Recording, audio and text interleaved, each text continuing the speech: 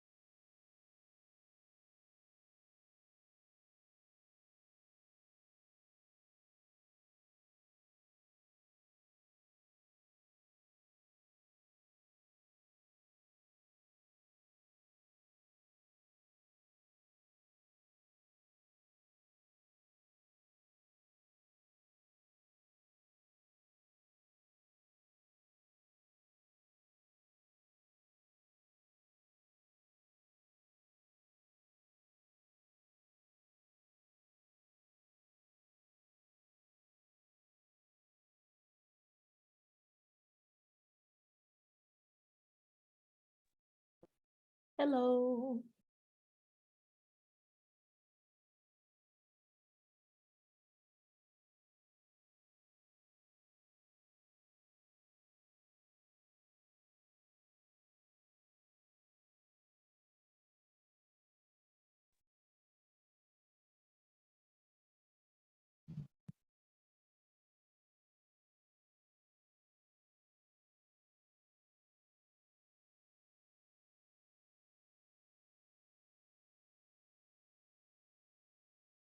Germany.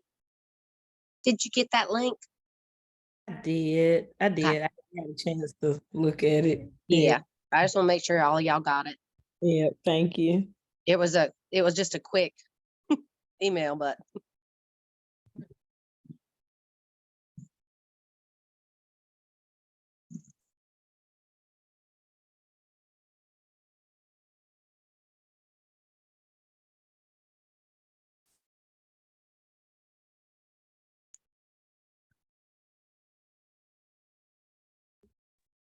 Good afternoon. We are still waiting on Councilmember Freeman and Mayor O'Neill to join. They are not in the attendee list yet.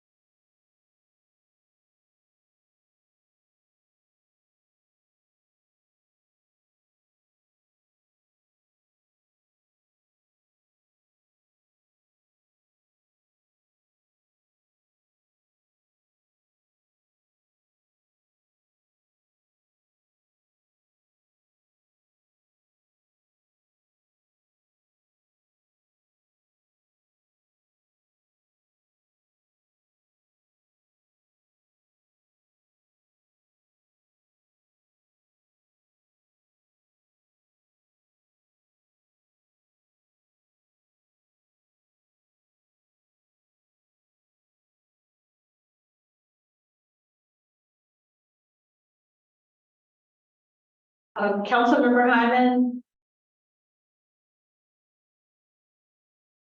Yes. I have tried to call, Councilmember Freeman and Mayor O'Neill to check on their progress. Neither have answered. I don't know if you want to start until they can hop on. Well, I didn't have, I'm actually coming back from the doctor, so I'm just in here, but I haven't had a chance to even look at the agenda. Did that fall forward to me? Yeah, but I can pull it up here too. Okay, great.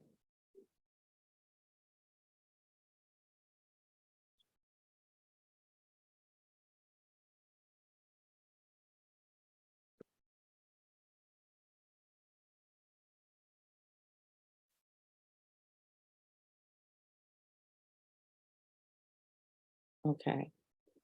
All right, so Amber, you're gonna try to get in touch with them, are you correct? Yes, I'm still trying to call. Okay. Rachel, I'll call you back. All right, so good afternoon, everyone. We will begin our Durham City Council Subcommittee meeting with Durham Association of Realtors. Welcome, everyone, this afternoon. We will talk about our old business. Any updates on old business on the agenda here? So Councilmember Hyman, I can quickly give that old business update. Okay, great. An item from the last meeting, I think there was a discussion around Trevino townhomes, and the fact that it had changed from being a rental into kind of a selling situation. So at this moment, they are for sale, and we talked a little bit about how the starting price was much higher now that they're being sold than previously thought. We reached out to the planning department because there was some question about whether kind of the city's role in those decisions kind of after the development has been green lighted. And we found out that the city does not have any jurisdiction over whether or not a developer decides to rent or sell them. Okay. So that was just kind of the kind of old business that was from the last meeting. Okay, so if I hear you right, then there's no jurisdiction otherwise, I guess, in them changing what they said they were gonna do from the beginning and now going to, Correct. okay. All right, anybody have anything they want to kind of add to that from your expertise in terms of being realtors around that? Is that something that you know that has happened in the past, is something that you might have been privy to or no?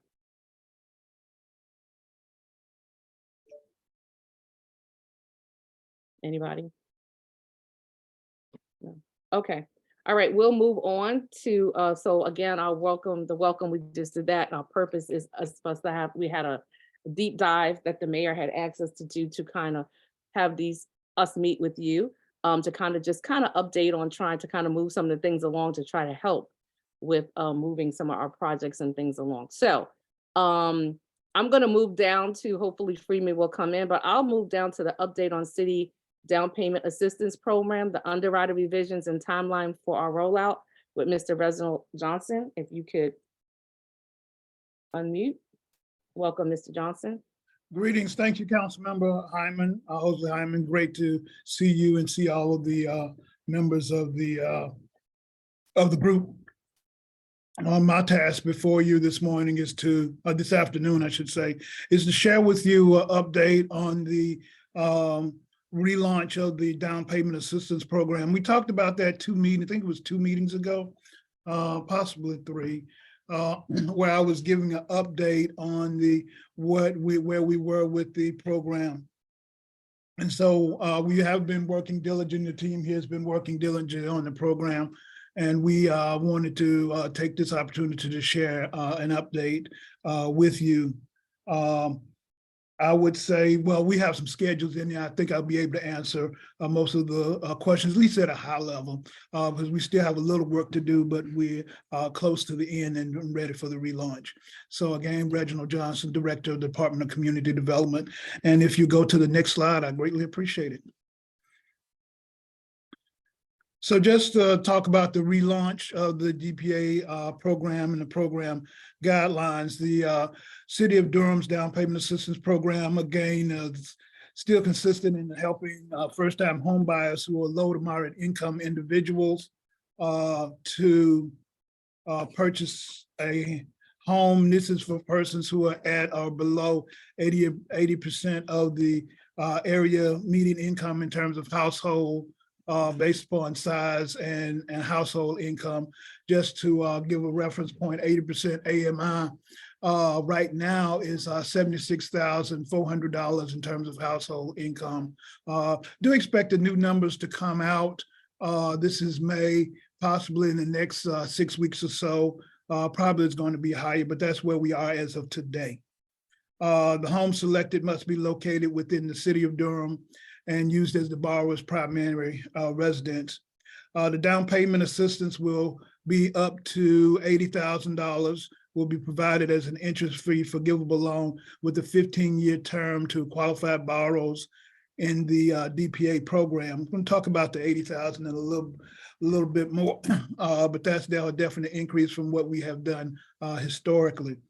Qualified buyers may also layer the city subsidy with funds from other entities such as the North Carolina Housing Finance Agency's first-time home buyer program, and that's what persons often do, is layer our financing with other financing. Next slide.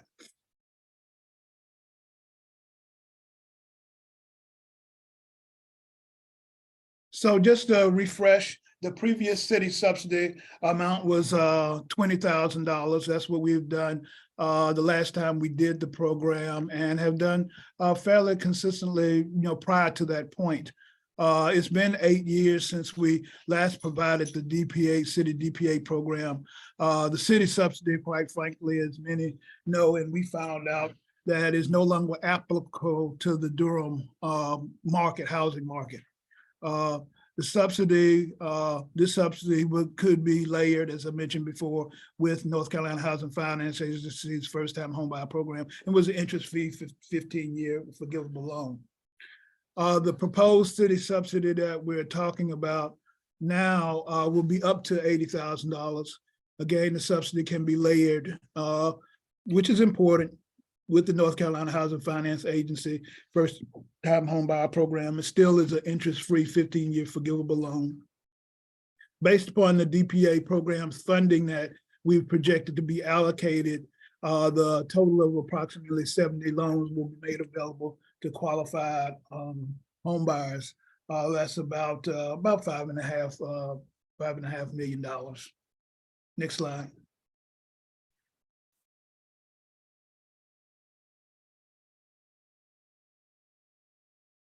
The remaining steps that we have to get to the program, I'll detail those now, is the final approval of the down payment assistance guidelines by the City of Durham that should happen this month, May 2023.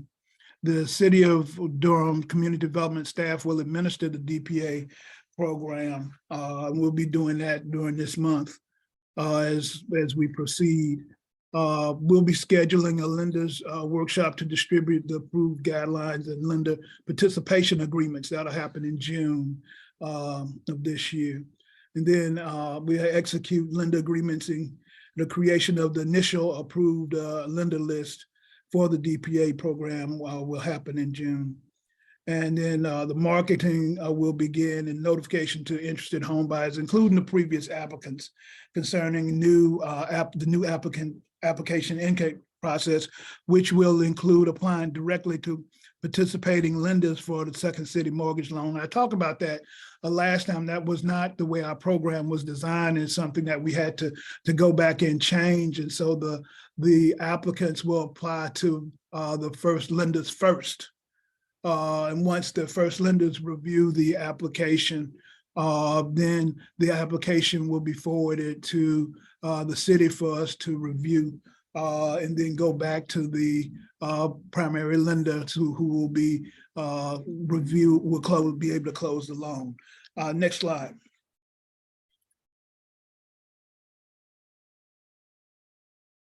So the start of the application intake process by the primary lender goes is for July of 2023. And using qualified staff, the city will evaluate the city's second mortgage against the HUD guidelines upon preliminary lender package approval. So just to repeat, the borrowers will apply to the first lender. They will not apply directly to the city. The application will be reviewed, underwritten by the first mortgage lender. And if it looks like the person is a good candidate, a qualified candidate for our city's second mortgage to help them get to the loan, to close the loan, then the loan will be forwarded to the city for us to evaluate based upon the guidelines that we have. And then we'll let the lender, primary lender, know that the loan is approved on our end and meets our standards. And then we will let that lender know and they can proceed, and then they will close the loan with our funds as well as the funds of the primary lender. Next slide. So that's a high level of where we are. And so I'll stand for any questions that may have based upon the information that I've shared. So thank you very much. Thank you, Mr. Johnson. I also want to recognize our mayor who has joined us, Mayor Elaine O'Neill. Welcome. Thank you so much. We're going to open this up for questions because I know this was a topic that we all had some questions about prior. So Mr. Johnson is here to answer any questions. Okay. I have a question. This is Germany. First off, I'd like to say it's just great news, great progress. So thank you very much for the update, Reggie. And I wanted to know, as far as the underwriting, so whoever their initial lender is that's underwriting the first mortgage will also underwrite the city's money? No, they'll underwrite, of course, their first mortgage lender will underwrite their loan. And then normally what's going to happen is for the borrower to be able to close, they're going to need our financing to be able to close. And so the application will then come to us for us to evaluate against our criteria, and then let the first mortgage know, because they're not assessing based upon our criteria. They're assessing based upon their own criteria, and we'll let them know, hey, this person meets the elements that we have outlined in our guidelines, which of course they will have to begin it out to that, and then they can proceed from there. Thank you. Hi, this is Yvette, and this is really encouraging news. So thank you for your hard work. And I mean, it's really exciting. And it sounds like what will happen is typically there's a checklist that goes with the program. And so once the bar gets their pre-approval letter or pre-qualification letter, then we will give that checklist to the bar, and they will kind of gather all of that information, and we will probably submit a package to the city. And then that's when the city will do their pre-screening, I'm assuming. Is that correct? That's correct. And actually it's going to be electronic. Oh, okay, so we can upload it. We would be able to upload it and then have a certain time frame in terms of when you guys would get back to us, correct?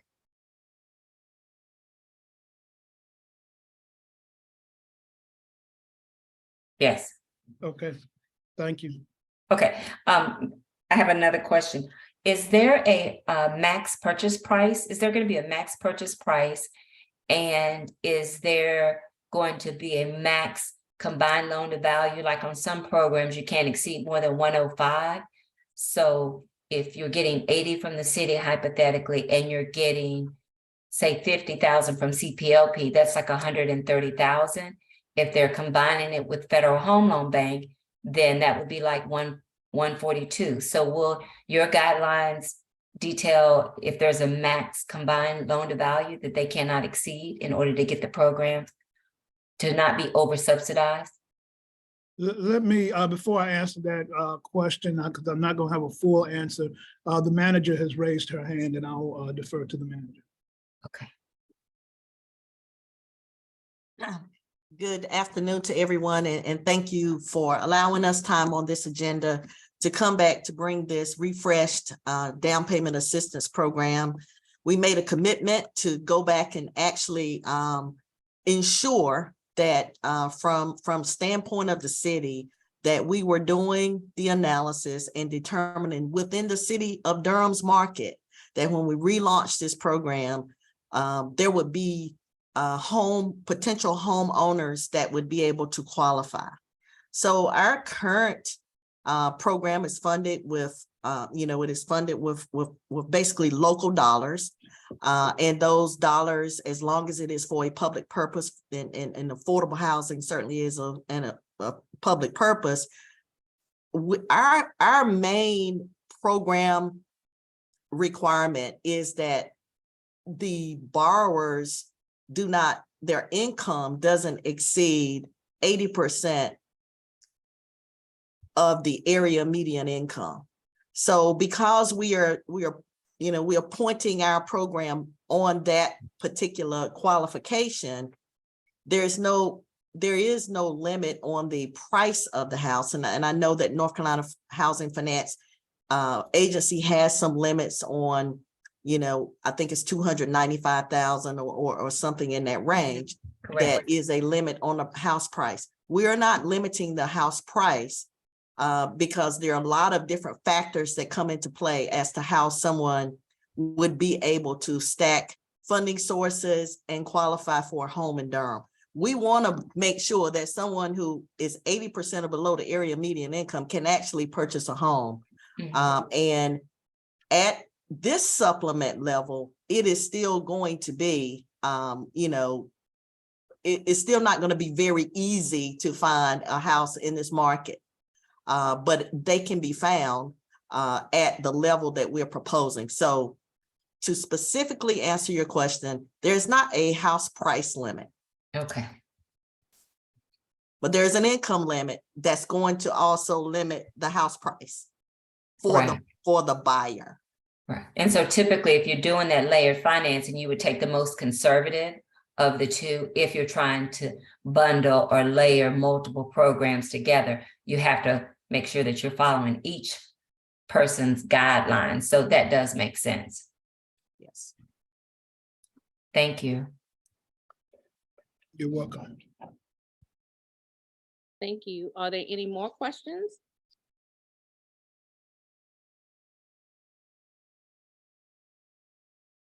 Yes, Mr. Cherry.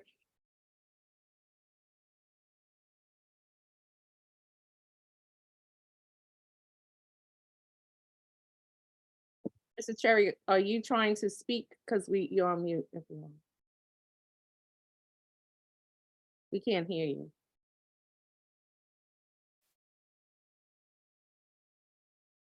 Can't hear you. Can anybody else hear him? Or is it just me? Can't hear you. He said 1 minute. While we're trying to get the sound from Mr. Cherry, I do have a question. I know you said, Mr. Johnson. Okay, go ahead, Mr. Cherry, and then I'll ask mine. Go ahead. Okay, can you hear me now? Yes. I guess the headphones weren't working. My question was about income qualifications, such as how it is applying for a standard mortgage.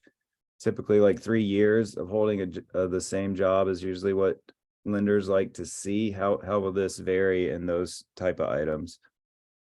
So in this particular instance, based upon our guidelines, it'll be 2 years.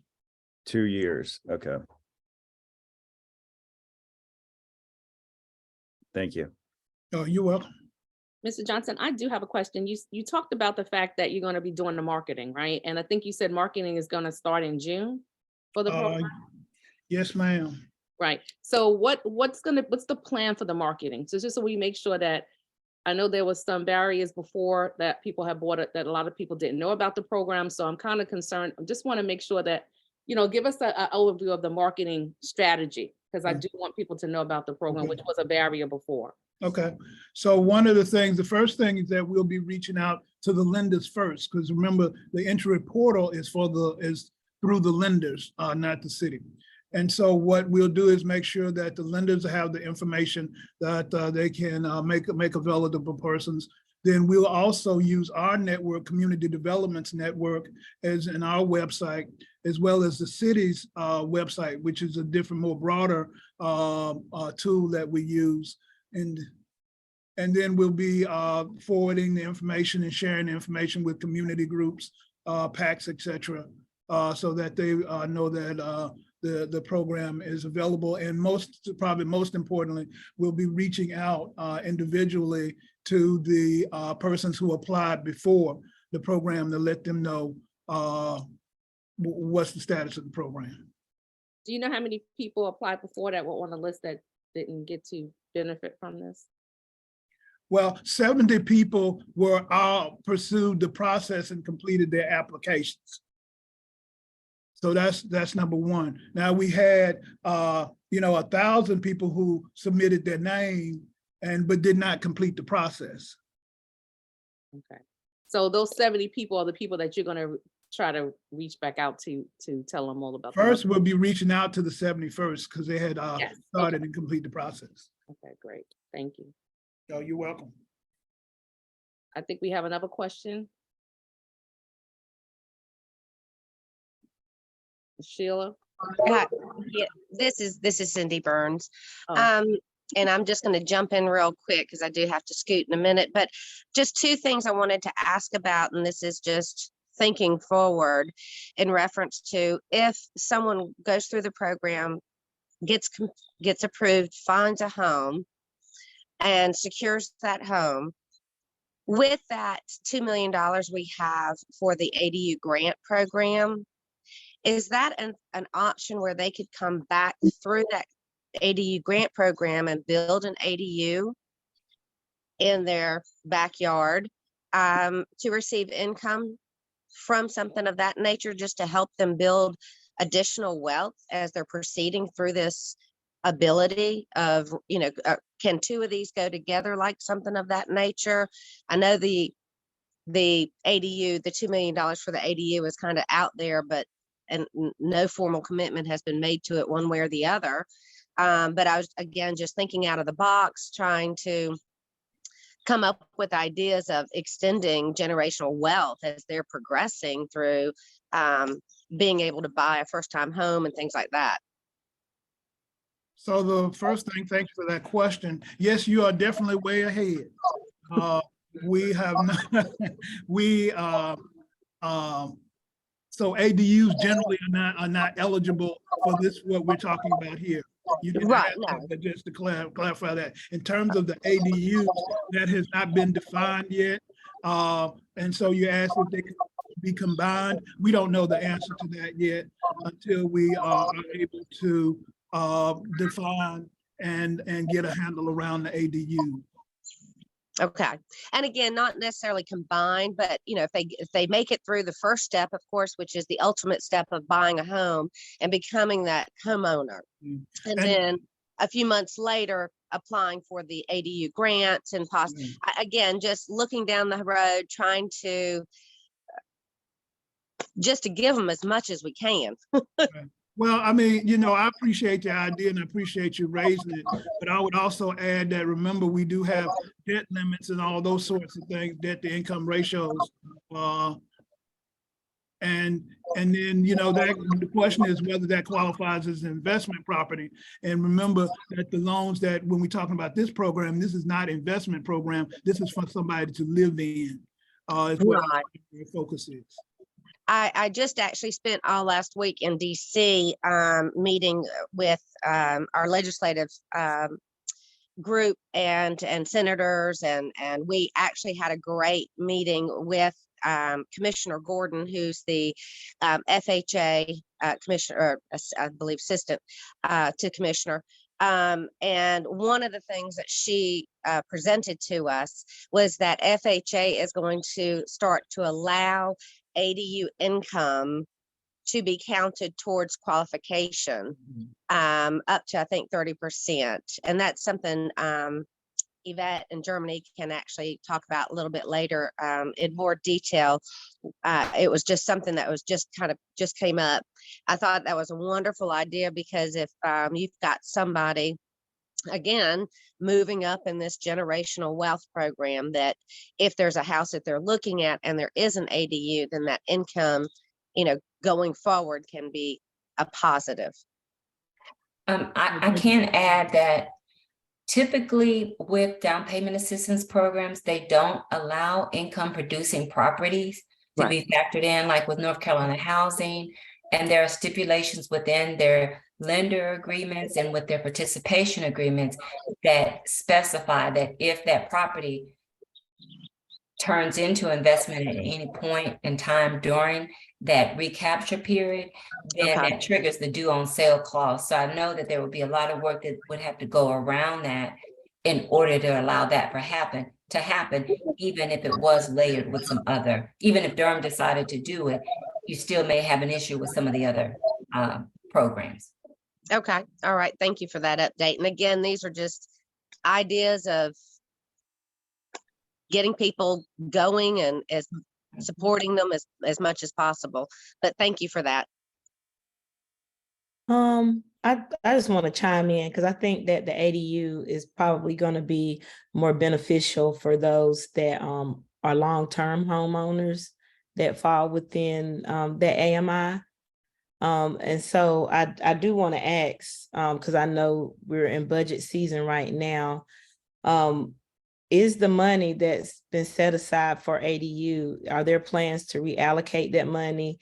And if not, will we be able to keep that money for ADUs and, hopefully explore a pilot project where we can, kind of try it out and work towards something in the future with ADUs for homeowners that are already established and don't have those stipulations or criteria? I'm going to first defer to the manager. I see she has her hand raised. Thank you. And thank you, Madam Chair.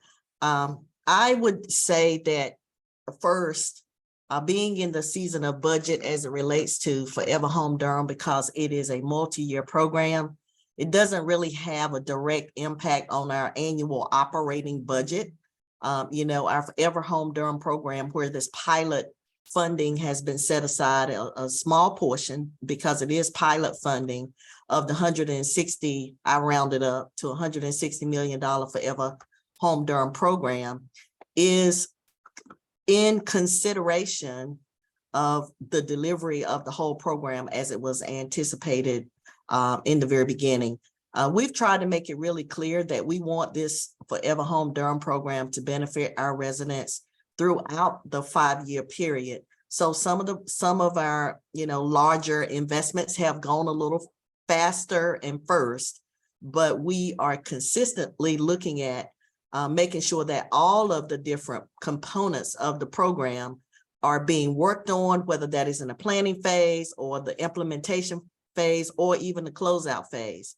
That as we continue through this 5-year period, we are looking at every component that was originally anticipated and communicated to the community. And if there is any type of change that we feel is necessary in order because of market conditions or other conditions, we will certainly communicate or bring that to our oversight bodies to propose modifications if that is, if we believe that that is a good recommendation. But right now, our proposals around those initial components still remain what we communicated to the community from the very beginning. So as of right now, there are no plans to reallocate that ADU money?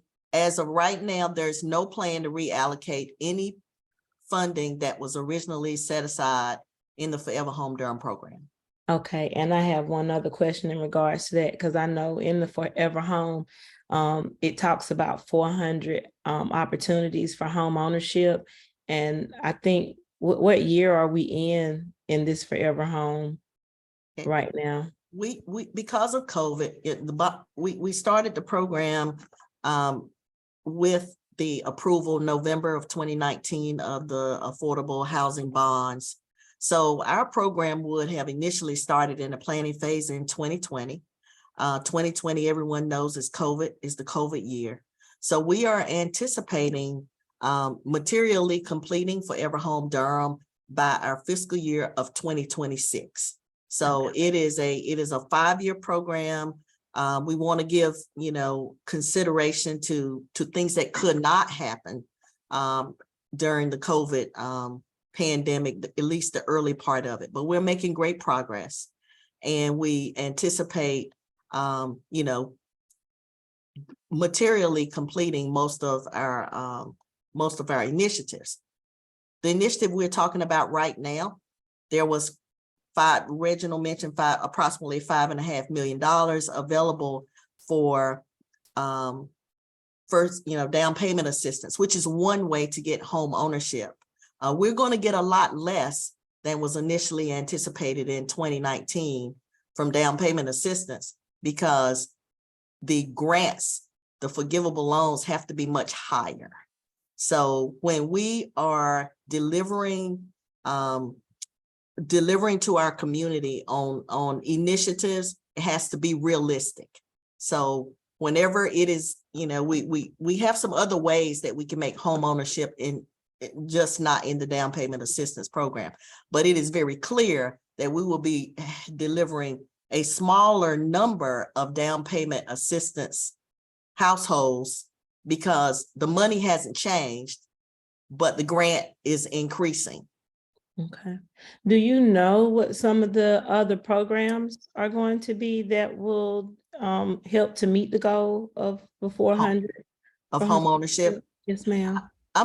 Thank you for that question. I'm gonna let staff speak about that a little bit more, but some of it is our partnerships with Habitat and the Land Trust, but Reginald, you might want to speak as well to some of those initiatives. Yes, I'd be glad to. Thank you. So one of the programs we have is our partnership with the Durham Community Land Trustees and home ownership. They're building some houses in East Durham. Then we also have surplus properties that we're going to put out an RFP for surplus properties, and the goal is for home ownership on those properties as well, the major pieces.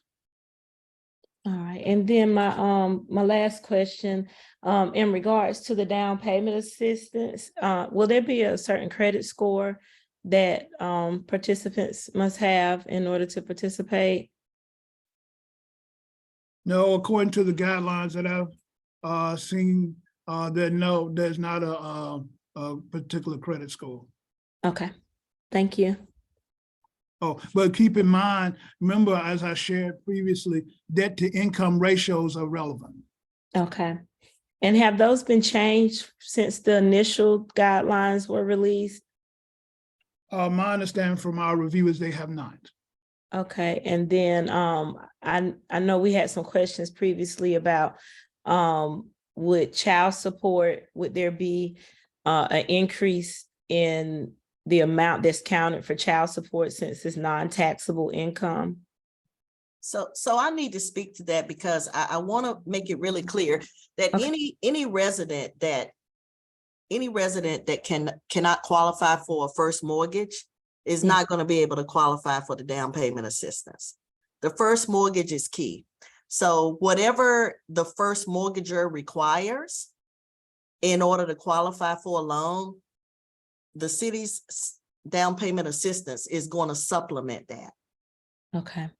I guess we asked that because one of the dilemmas that we were running into, where the lender was able to do that, but the criteria for the down payment assistance for the city of Durham didn't allow it. And the city of Raleigh they did allow it. So that was why we kind of brought it up to see if it was something that we could also have added to the guidelines to assist those that are pre-approved with the lender to help them to be able to qualify for a certain amount. So as we make refinements to the book, to the, to the qualifications, what we are proposing here is that if a borrower can qualify for a first mortgage, there's going to be very, very few exceptions to, I can't even think of an exception that would occur that they would not be also able to qualify for the down payment assistance program, which is a second forgivable mortgage. If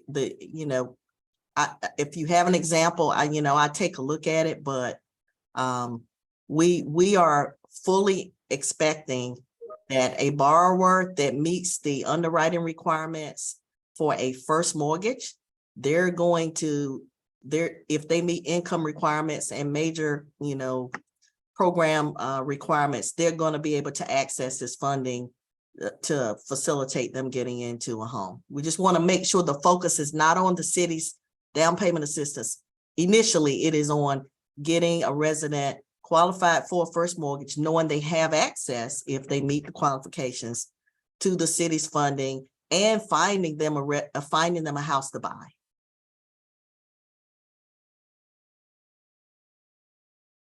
Thank you. I think, Mr. Chair, do you have your hand up again? I do. I was just going to ask about kind of the appraisal process and what to expect there, because I think the purchase cost is definitely a concern, as it was even mentioned in every meeting we've had so far, because there's a lot of homes that may not appraise, but then we have cash buyers coming to town that are scooping them up. And I feel like that's taken a lot of homes that may just need to be fixed up, or somebody who's handy within this program could take on, but may not meet appraisal qualifications, if that makes sense. Because I'm talking, anywhere from $180,000 home to $300,000, and somebody comes in and pays $350 and plows it over, and we're removing a house from someone that may be a part of this program.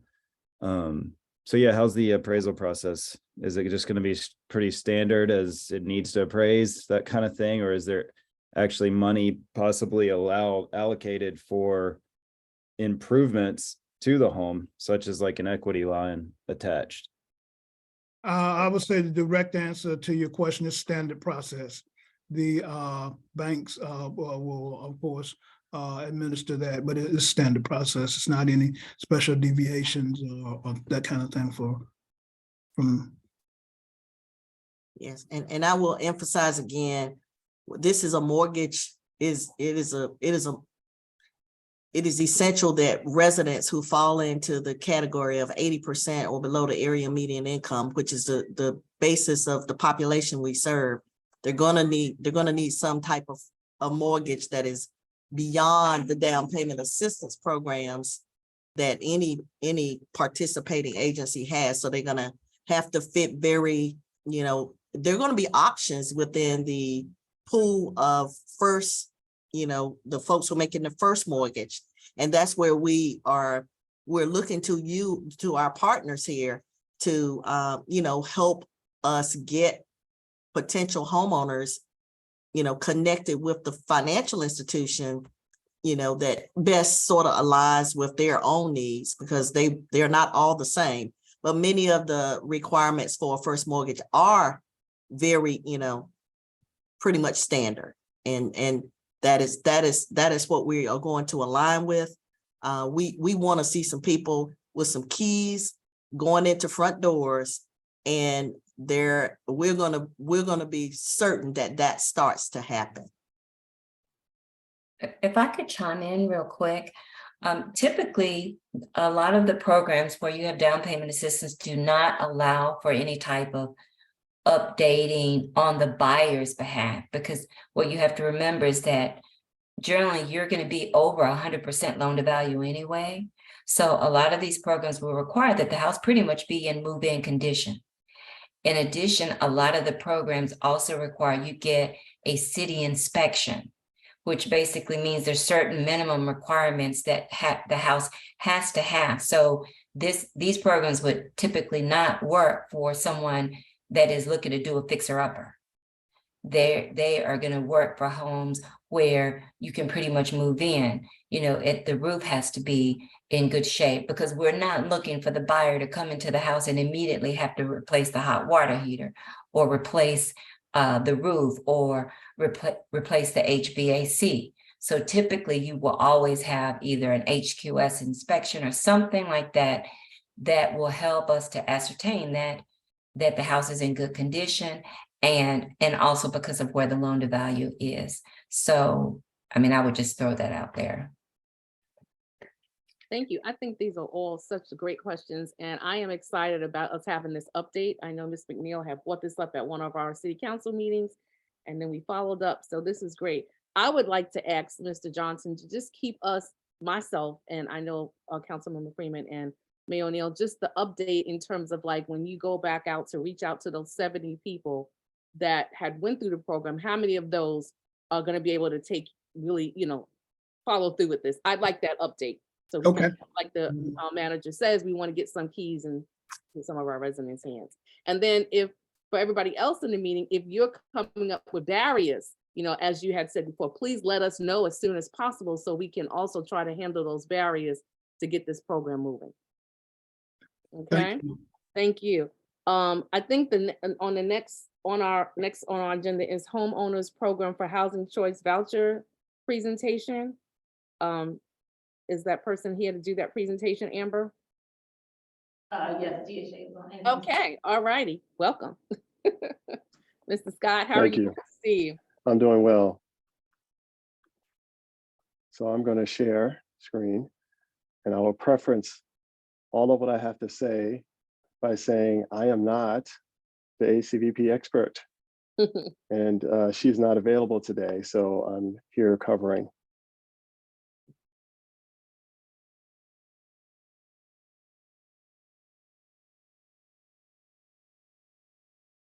One second here.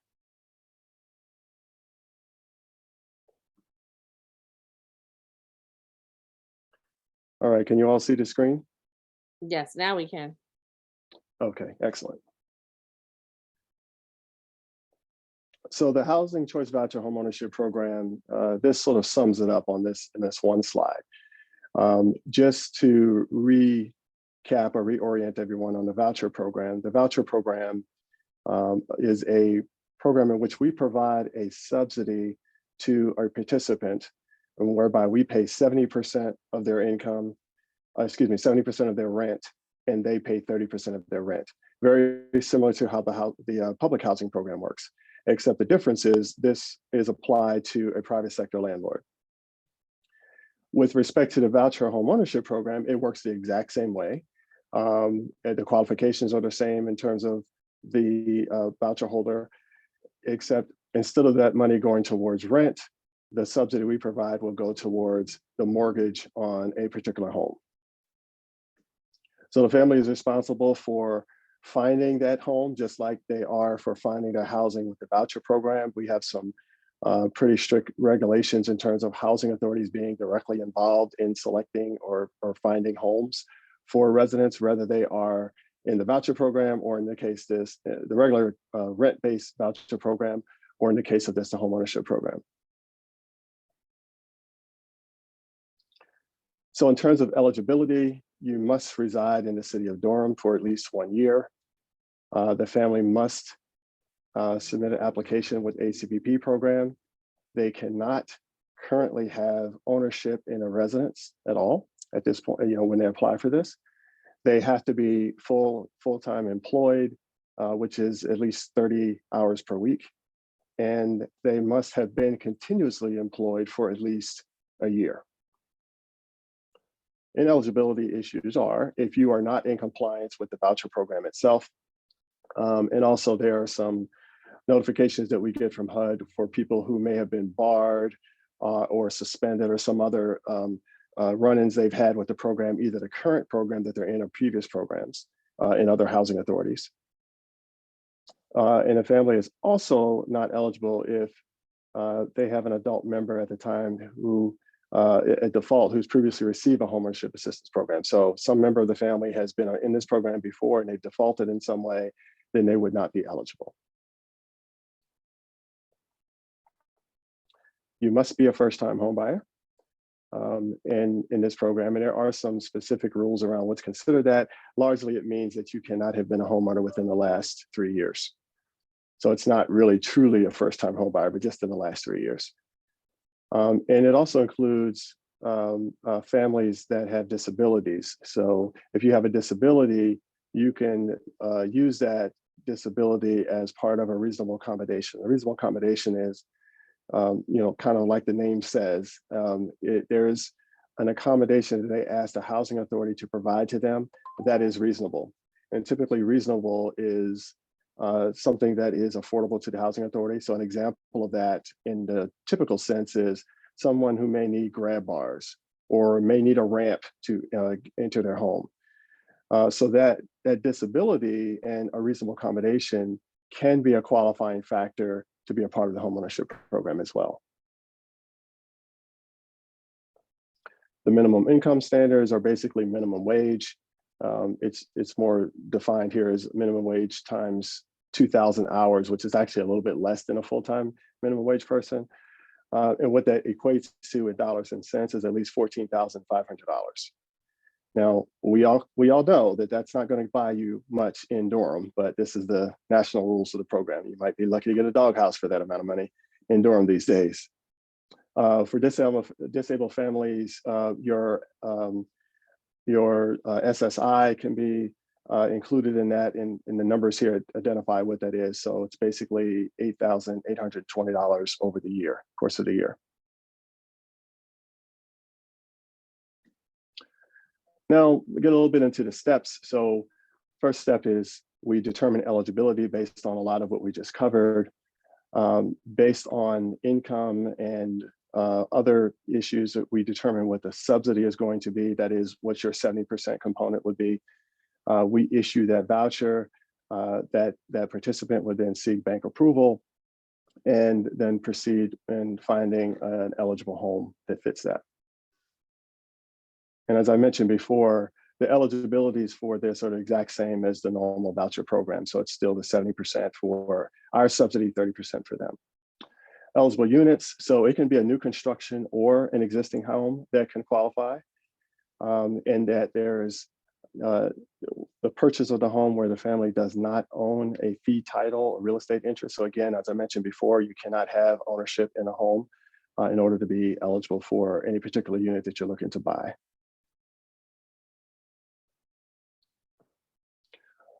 There also is a requirement to go through homeownership pre-assistance programs. So they must attend and complete a homeownership counseling program. We typically now partner with Reinvestment Partners and Habitat are two of our biggest partners right now, but it can be any qualified homeownership assistance program. We will conduct that work with our partners, as we mentioned, particularly those agencies that are within the city. And with how these programs go, and I think most of you all have heard that in terms of this, but they go through things like home maintenance, budgeting, credit counseling, credit repair, and the various financial aspects of what it means to be a homeowner. When it comes to finding a home, we do establish time limits on that. So much like the voucher program itself, where we give voucher holders up to 90 days, there can be extensions granted when we know that you're looking. And primarily the limits on time is to make sure that the person is actually actively looking and that they're just not hanging on to that opportunity with no particular intent. And as I mentioned before, we cannot say, hey, why don't you go to XYZ house, because we're barred from being able to do that. They're on their own in terms of finding that eligible home ownership opportunity. Oh, let me mention the portability. So portability means that anyone who has a voucher can go anywhere in the United States that has vouchers. So if you get a voucher here in North Carolina, you can go to Puerto Rico. You can go to Maryland, any other state, that is common. That's called portability. And so if someone wants to port that opportunity to another state, they can do that also. Contract of sale, you must provide that to DHA to show that you have in fact a home that you're going to purchase. There are pre-purchase inspections that's done by us.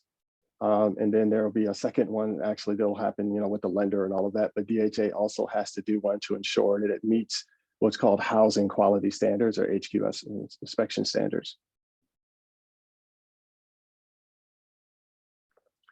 And then you get down to the financing. So, and again, we don't have anything to do with that directly.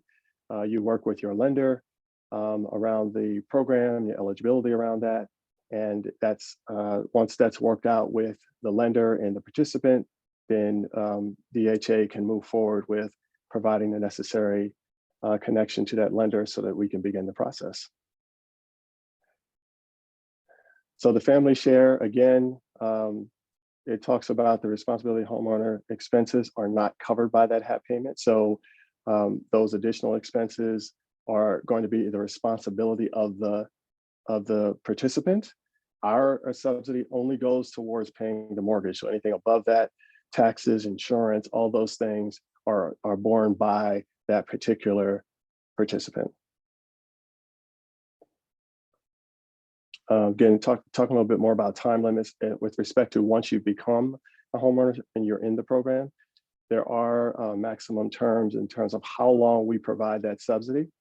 So you can see here it's 15 years if the initial mortgage has a 20-year term. It's 10 years if it's a 30-year or some other version other than 20.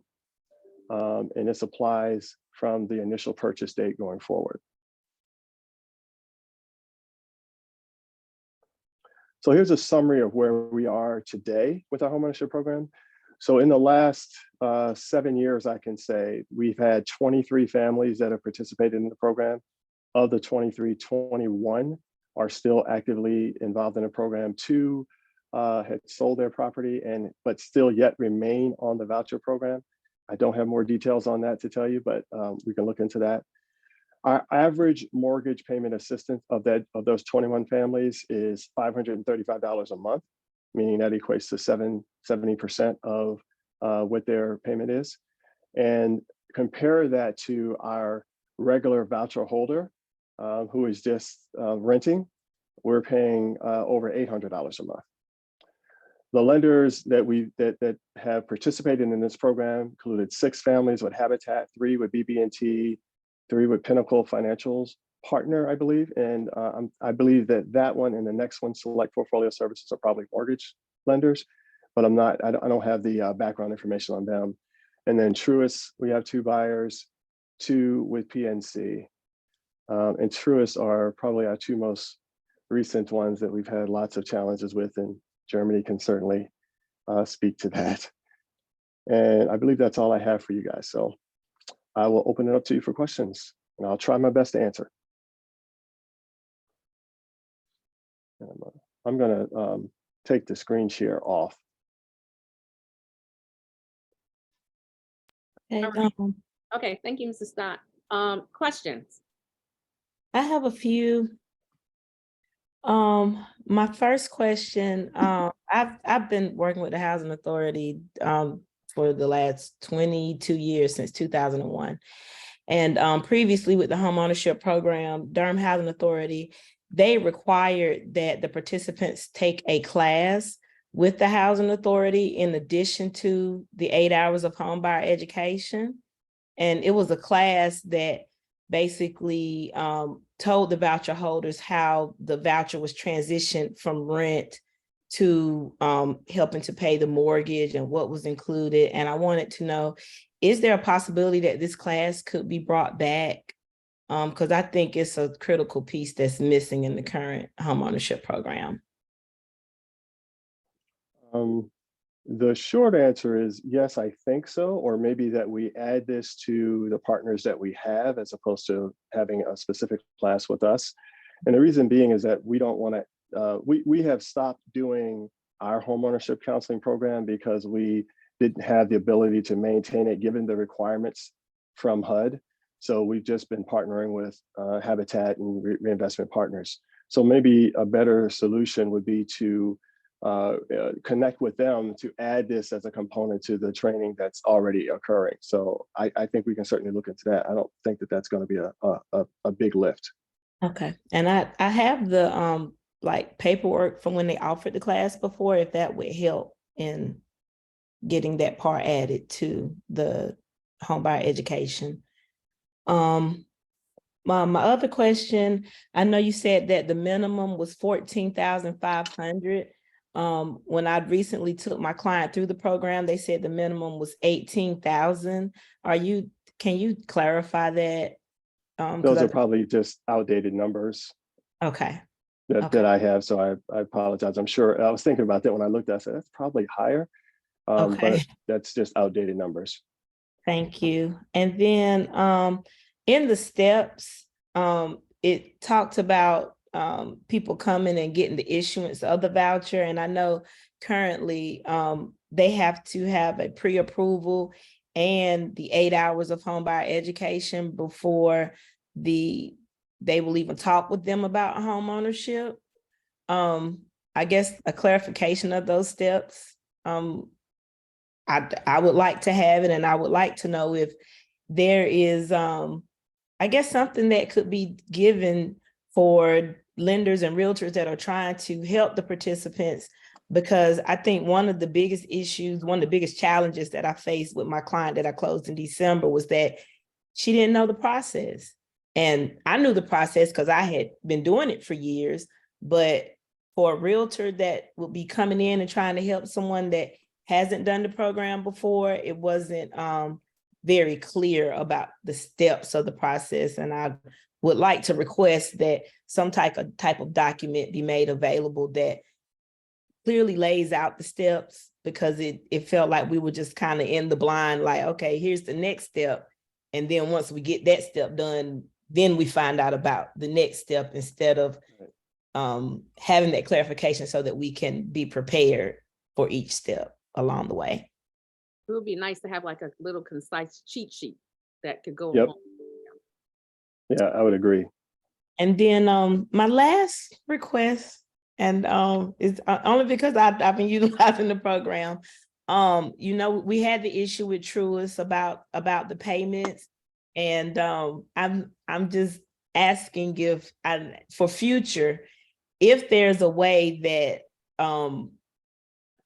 the check can have the client's loan number on it. I know it's attached as part of the stub, but when we're dealing with large entities that are using payment processing centers where there's not a physical person sitting there opening the check and actually looking at it to apply it, a lot of things are automated now, where they just send the check through a system and it's reading numbers off of the check. I'm just wondering if there's a way to explore in the future with making it so that we can put the actual loan number on the check instead of just having it on the stub. Yeah, so just so everybody is aware of what Germany is referring to, is that we had actually two participants. One is new, and I think one is existing.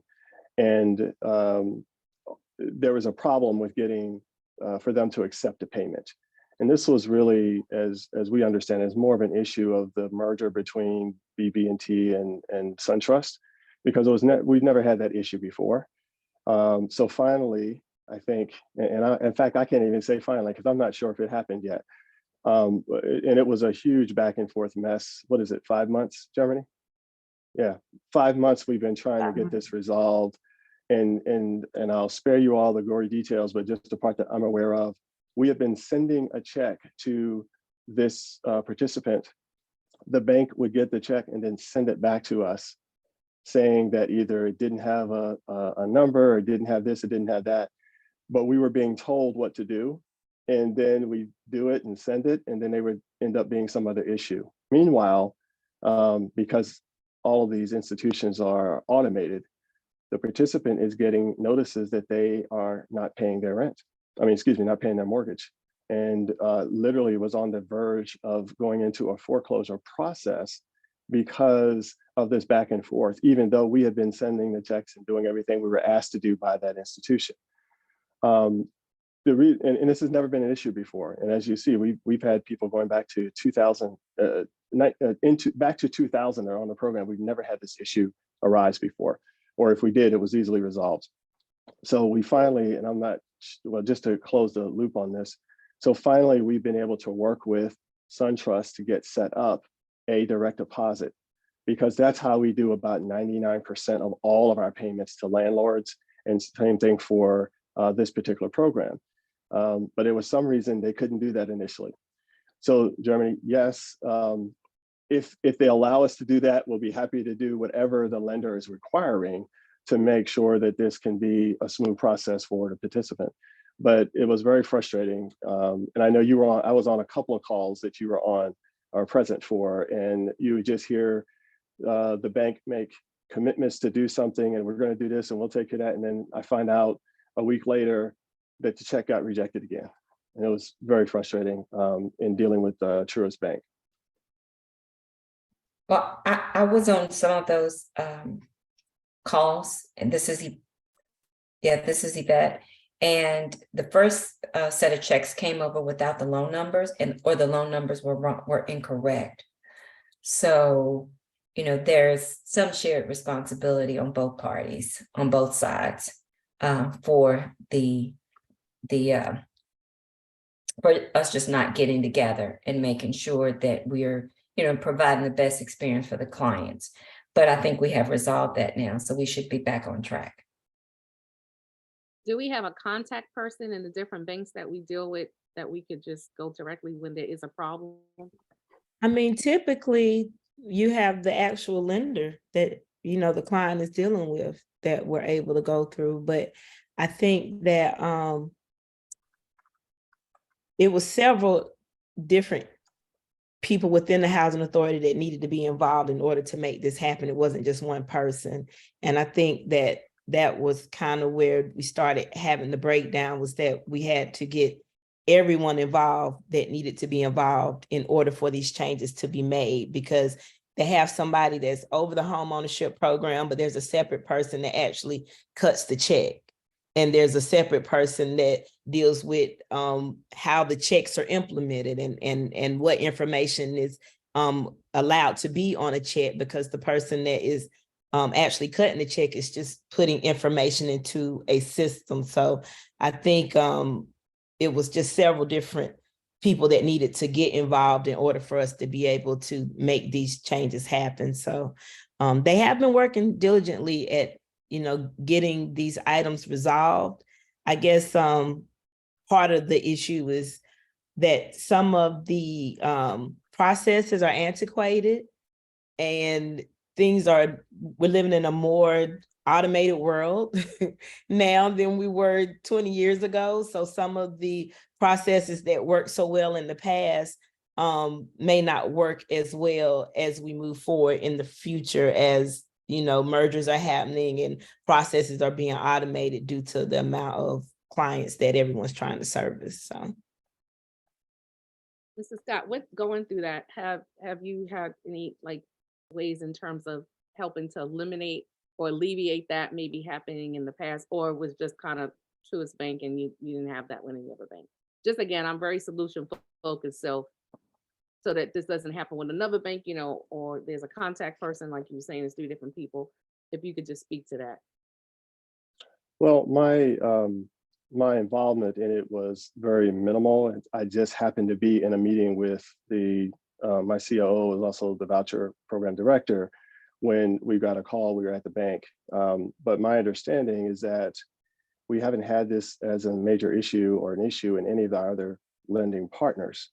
It became an issue with Truist, and I'm not sure why. I remember the frustration from staff on why we couldn't simply set up an account so that we could actually deposit the money directly in. As I said, that's how we do with like 99% of our landlords. So I see this as a one-off, but that's a question that Danita is better to answer. But we've not had this as an issue, at least that I've been aware of in the last 7 years, that has been as onerous and as frustrating as it was in dealing with Truist on this particular, these two clients, actually. And I'm going to ask a question about, again, the marketing of this program. I mean, I know it's been going on for a while, but how do you kind of get it out to residents about the program being in existence, just for my knowledge? I'm not able to really answer that. I don't know if we do that when folks essentially come in to become a voucher holder initially, or if we do it sort of periodically. We send out some sort of notification to eligible families, because we can tell who's eligible by looking at their income. And it's something that I know I bring up every once in a while in terms of what's happening with the homeownership program. I can tell you this, that I know there's been no effort to do any marketing in the last, during the COVID years, I'll just say. And, that's largely because we have been upended by the impacts of COVID. At one point, we were operating in the voucher program at 35% capacity. And, we were just now getting back up to speed, but we just lost 2 other people this week. And so it's always this challenge to get back to stability. So we're focused on our basic operation of the voucher program right now, getting our folks trained and getting them able to kind of do a good job at managing what we have before we're going to do any additional marketing around the homeownership piece. Because to the point that was made earlier, we have to make sure that our staff are trained and aware of what they need to do, or else we just make things a little messier for anybody who is trying to participate. But that's where we are at this point. We're hoping that by the end of the year, beginning of next, that we can have a more robust effort at trying to reach out across the board to any household that meets that minimum threshold qualification and say, hey, are you aware of this program? Can you, in fact, let us know if you're interested in trying to become a homeowner through the voucher program. Yeah, I would love that, because I think a lot of people just don't know. Mhm. And I know, like, did you say you lost, is it 2 more staff? Is that what you were saying you lost? Okay. So This week, yeah, so this is one how- a 13-year employee.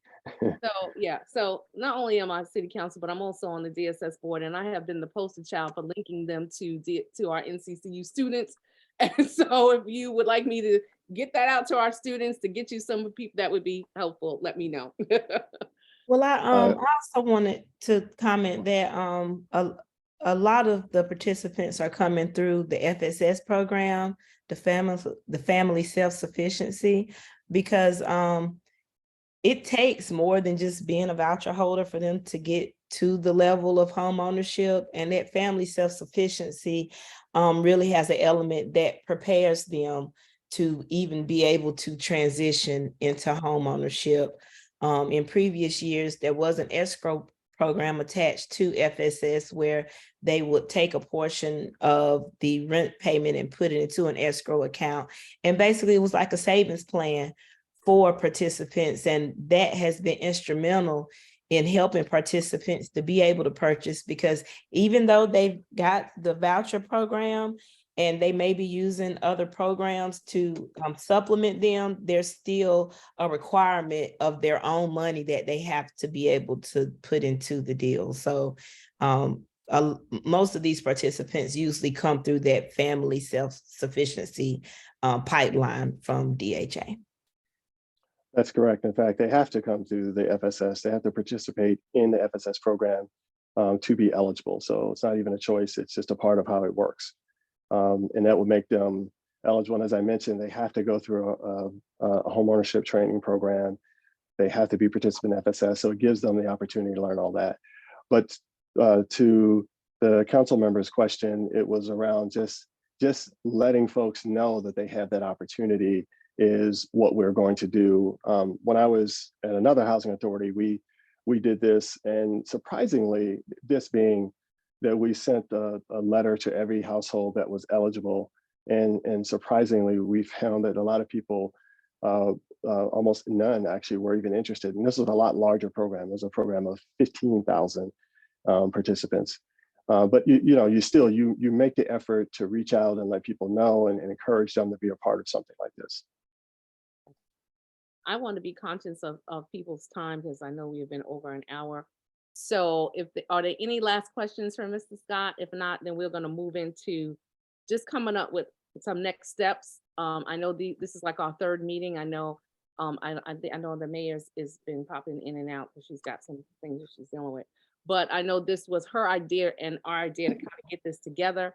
We've met 3 times. I personally feel it's been beneficial, but I want to kind of ask the mayor if she would like to chime in terms of next steps. Yes, I do. And thank you all for being here. But I think this is a place where we all need to continue these conversations. I don't know how you all feel about when we should reconvene again, but I have a desire that this not stop until we know that some of the things that we're putting in place are working and we can move forward in dealing with new issues. So I would love for this conversation to continue and let this not be the last one. I definitely agree. I think for me, it's been very much educational. I love the fact that there were things that were brought up at City Council by Miss McNeil and other people, Mr. Cherry, that now we were able to kind of see a light a little bit at the end of the tunnel there. And so that's what I hope these meetings continue to do. You know, let's bring up the issues, let's bring up the barriers for our residents, and let's try to work on solutions to get it done. And I think that this has happened in that way. So just some feedback from other members. What do you feel? The other thing that I wanted to mention before we open it up to everybody else is that I've been asked to reconvene a landlords mayor's meeting or roundtable. Definitely interested in seeing how that can play with this group as well.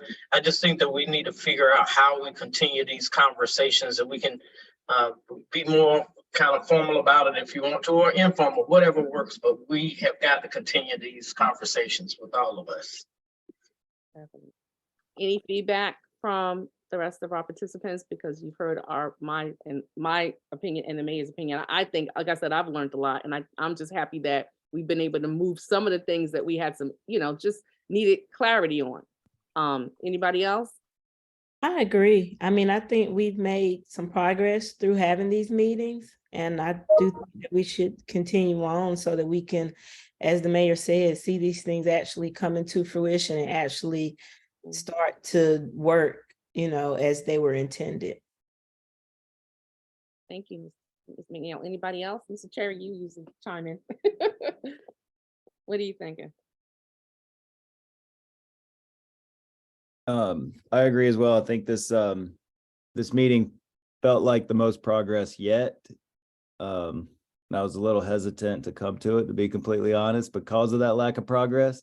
So I'm happy to see things move forward and hope the program and I really stand behind Germany and Yvette and hope to see that come to fruition. And I agree with the mayor of the conversation with landlords should continue as always. Yeah. So I think, I would propose, and I'll kind of yield to the mayor, but I would propose us maybe meeting once a month, or even, because I know everybody's busy. And then, as you say, Mr. Cherry, I thought this one too was like the best meeting that we had, because we were able to get substance with the presentations that you then can take back and implement with our residents. So maybe we can also have where we have our meetings, but if you can maybe send to us ahead of time some of the things that you want us to kind of have presentations on, or have the key players at the table, we can do that. Because I think that was the benefit, having the key players at the table today on things that we discussed prior to be able to get solutions. So that would be my recommendation, having maybe meeting once a month, and then maybe you sending us some maybe presentations that you want to see, or some barriers that you're having in the community, so that we can get the key people at the table to kind of address those. Because I think that has been beneficial. That's what I liked about these meetings. Well, this last one. And if I could add also that what I would really love to see is some dates surrounding the rollout of the program, meaning that we have whatever package that the lender is going to get, have that checklist available, so that when it does roll out, it's, we can see it, we can review it in advance, it makes sense. So my ask would be that we have some very specific action items and dates that we could target to have these programs in place, so that we're not so that we're staying on task. Spinning our wheels, right? Right. Exactly. Mr. Johnson, are you hearing, and Manager Page? Are you hearing those requests? They're still in, but if not, I wrote it down. Yes, I'm hearing the request. Okay. And again, you know, I guess getting it out and then making sure that we also have it, myself, the mayor and Freeman, so that we know that they have been sent out and that people can move accordingly. Okay. All right. Now, are you all comfortable with meeting once a month? And do you think this is a good spot for us to bring in our landlords so we can have that group as well? Just how do you all feel about that, having those folk here as well? I know for landlord or property managers, we enjoy meeting in person, if that's possible. So. Now, do you think it's too much for this particular group, or is it to add that component in? I know we have some landlords, or do we have any landlords on?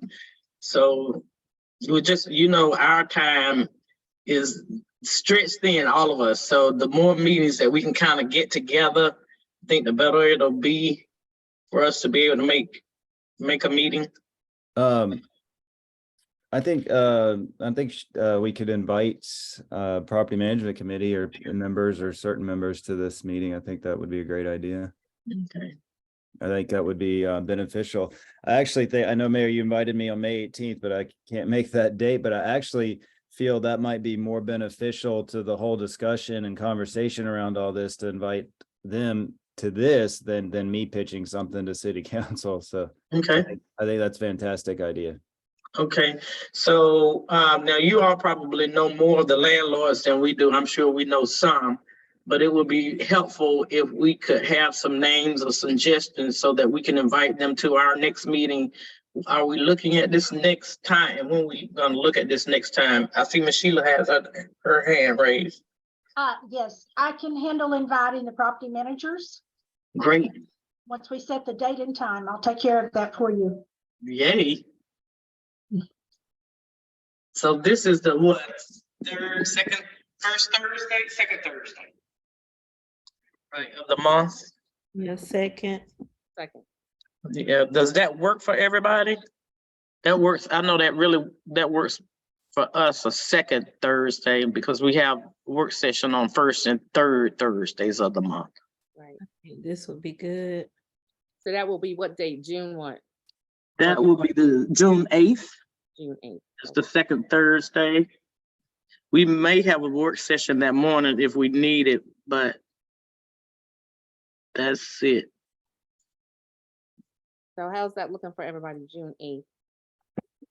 I may have a possible 2:30 meeting, but we'll be okay. I'll be able to come at 1 All right. or whatever time. I'll work my schedule. Manager Page. June 8th is a city council work session. Oh, is it? Yes, Okay. I believe. Okay, let's see. I have it as a work session at 9, if needed, on my calendar. So I'll check that.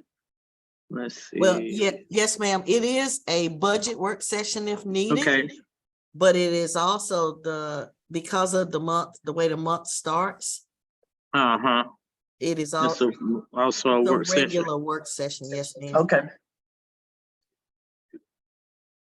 It's So- the Thursday. It's the Thursday after the first Monday. So what? So Mayor, do you want maybe if we can get maybe Amber to kind of do a poll? Mm-hmm. Everybody can, definitely meeting in June. When it might be best for everybody, if maybe Amber can do a poll for us to kind of see, and then we can get back to everybody. And then also send any type of agenda items. I know you said we're gonna invite the landlords, but whatever other agenda items, because I think what I'm hearing is that the meeting was more productive because we had the presentations addressing the issues we were trying to solve, right? And so I'd like to be able to continue that on that trajectory if we can. So how do you feel about that, Naomi? Excellent, Councilwoman Hosey Hyman. Okay. All right. And I just appreciate, because I appreciate you because everybody, because I learned so much from just being in these meetings that I had no idea about these programs that now when I'm in the community, I can speak to them. And like you said, Ms. Manil, I need a cheat sheet. I need to be able to run it off. You know what I mean? Right. I'm gonna be out there talking about it, but I need to be able to say the right thing. So yeah. Yeah, I think that would be helpful for, especially for all of your elected officials as we move around the city. Yeah. We definitely can be voices of advertisement for new, and this is a great spot for us to show our partnership with, in this housing arena, which is very volatile. And so I think this is one space where we can come together and show progress and that we're moving along.